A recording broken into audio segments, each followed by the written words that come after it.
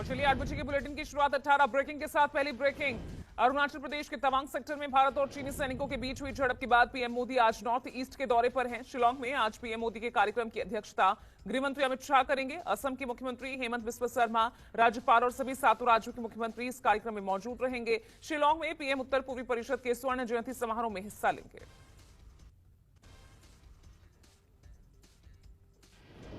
दूसरी ब्रेकिंग, आज पीएम नरेंद्र मोदी मेघालय के साथ साथ त्रिपुरा के भी दौरे पर रहेंगे। यहां प्रधानमंत्री 68,000 करोड़ की परियोजनाओं की आधारशिला रखेंगे। वहीं कई परियोजनाओं का शिलान्यास भी करेंगे। प्रधानमंत्री की तरफ से पूर्वोत्तर को मिलने वाली सौगात में आवास, सड़क, कृषि, दूरसंचार, आईटी और पर्यटन समेत कई क्षेत्रों की परियोजनाएं शामिल हैं।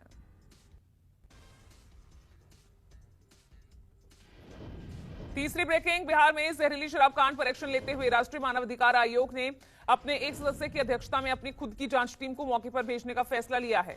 ये टीम बिहार के सारण में जाएगी और जहरीली शराब से हो रही मौतों की जांच करेगी। प्रशासन ने अब तक 69 लोगों की मौत की पुष्टि की है। वहीं जहरीली शराब से सीवान में 6 लोगों की मौत और बेगूसराय में 2 लोगों की मौत की भी खबर है।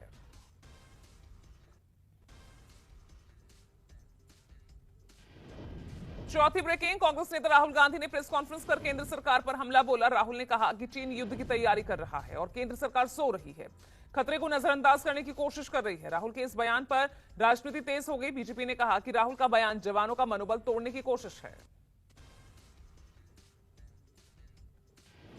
पांचवी ब्रेकिंग, महाराष्ट्र में सत्तारूढ़ बीजेपी और महाविकास अघाड़ी आमने सामने आ गए, जिसके चलते मुंबई समेत महाराष्ट्र के अलग अलग जिलों में सुरक्षा के पुख्ता इंतजाम किए गए हैं।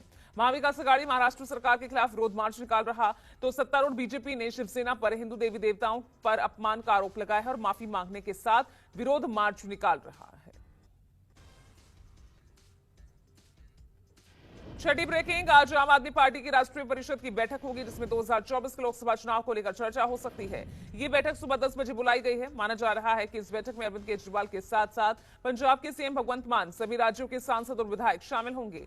पार्टी बैठक में इस बात पर विशेष मंथन करने वाली है कि 2024 के लिए चुनावी प्लानिंग कैसे की जाए। सातवीं ब्रेकिंग, भारतीय नौसेना की ताकत में इजाफा होने जा रहा है। आज इंडियन नेवी में मिसाइल डिस्ट्रॉयर को कमीशन किया जाएगा, जिसका नाम मोरमुगाव है। इस स्वदेशी गाइडेड मिसाइल डिस्ट्रॉयर के कमीशन होने के साथ ही भारत की समुद्री युद्ध शक्ति और ज्यादा बढ़ जाएगी। इस स्टेल्थ गाइडेड मिसाइल डिस्ट्रॉयर के 75% उपकरण और हथियार भारत में बनाए गए हैं। आठवीं ब्रेकिंग, आज बिहार के नए डीजीपी के नाम की घोषणा हो सकती है, क्योंकि सोमवार को वर्तमान डीजीपी का कार्यकाल खत्म हो रहा है। इसके लिए यूपीएससी ने बिहार सरकार को 3 नाम भेज दिए हैं। अंतिम रूप से एक नाम पर मुहर लगेगी और नए डीजीपी को प्रदेश की पुलिस की कमान सौंपी जाएगी। संघ लोक सेवा आयोग यानी यूपीएससी ने बिहार सरकार द्वारा डीजीपी पद के लिए भेजे गए 11 नामों में से 3 नामों पर अपनी अंतिम मुहर लगा दी है।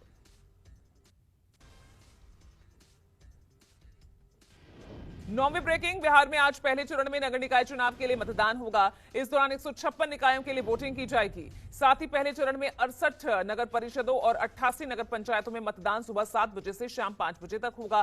पहले चरण के लिए वोटों की गिनती 20 दिसंबर को की जाएगी। हालांकि दूसरे चरण का चुनाव 28 दिसंबर को होना है।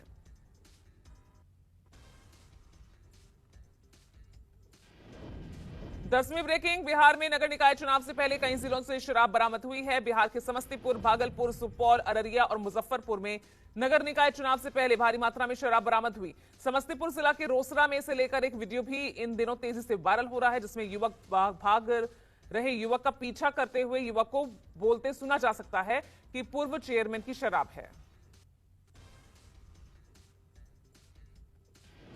11वीं ब्रेकिंग, यूपी के मुख्यमंत्री योगी आदित्यनाथ आज सुबह 11 बजे लोक भवन में माध्यमिक शिक्षा विभाग में नियुक्त किए गए सहायक अध्यापकों को नियुक्ति पत्र बांटेंगे। इन सभी अध्यापकों का चयन लोक सेवा आयोग के माध्यम से किया गया था।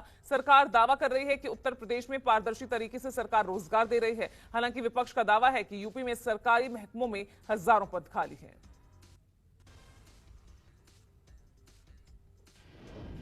12वीं ब्रेकिंग, श्रद्धा हत्याकांड में आरोपी आफताब ने साकेत कोर्ट में याचिका दायर की थी, जिस पर शनिवार को सुनवाई होनी थी, लेकिन आफताब ने जमानत याचिका दायर किए जाने से इनकार कर दिया, जिसके बाद ये सुनवाई टल गई। अब इस मामले में 22 दिसंबर को सुनवाई होगी। सोमवार को आफताब की वकील से मुलाकात होगी। उसके बाद आफताब बताएगा कि जमानत याचिका लगानी है या नहीं।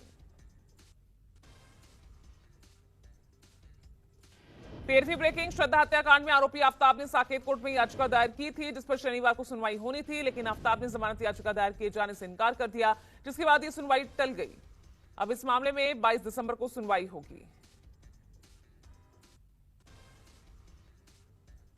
रुक करते हैं अगली ब्रेकिंग का। भारत तिब्बत संघ के राष्ट्रीय सम्मेलन में भाग लेने के लिए जम्मू पहुंचे तिब्बत के पीएम पेपा सेरिंगला ने तवांग घटना पर बड़ा बयान दिया। तिब्बत के पीएम ने कहा कि तवांग घटना को सुनियोजित तरीके से अंजाम दिया गया। चीन का नेतृत्व और सरकार खुद को वर्तमान में असुरक्षित महसूस कर रही है। वो अपने देश की जनता का ध्यान हटाने के लिए भारत में इस तरह की गतिविधियों को अंजाम देने में लगी हुई है। 15वीं ब्रेकिंग राष्ट्रीय स्वयंसेवक संघ के प्रमुख मोहन भागवत आज मुंबई दौरे पर हैं।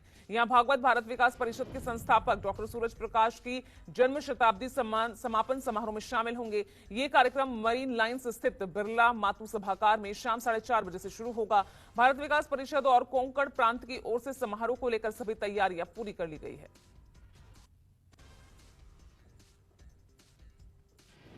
16वीं ब्रेकिंग गहलोत सरकार के राज्य मंत्री राजेंद्र गुढ़ा ने शनिवार को जयपुर के इंडियन ऑयल कॉर्पोरेशन के दफ्तर में आईओसीएल के chief general manager Kulwinder Singh को बंधक बना लिया। अब मंत्री का धमकी भरा वीडियो भी सोशल मीडिया पर खूब वायरल हो रहा है, जिसमें वो कह रहे हैं कि किसी डॉन को भी बुला लेना नहीं छोड़ेंगे, अब आपको इंसाफ होने तक यहीं रहना होगा। 17वीं ब्रेकिंग नोएडा एक्सप्रेस वे पर आज तड़के बड़ा हादसा हुआ। यहां दो बसों के बीच जोरदार टक्कर हुई, 3 लोगों की मौत हो गई है, कई लोग घायल हुए हैं। मौके पर पुलिस ने पहुंचकर रेस्क्यू शुरू किया और आनन फानन में घायलों को नजदीकी अस्पताल में भर्ती कराया गया। बताया जा रहा है कि यह हादसा ग्रेटर नोएडा में नॉलेज पार्क के पास हुआ। और 18वीं ब्रेकिंग चीन में कोरोना ब्लास्ट के बाद चीन की राजधानी बीजिंग में शनिवार को शवदाह गृह पर अंतिम संस्कार के लिए मारामारी जैसे हालात पैदा हो गए। कोविड केसेस में बढ़ोतरी को देखते हुए शंघाई की एजुकेशन अथॉरिटी ने सोमवार से स्कूलों को बंद करने का फैसला लिया है। वहीं चीन के centre for disease control and prevention के चीफ वू जिनियो के मुताबिक कोविड के खतरे को अनदेखा नहीं किया जा सकता।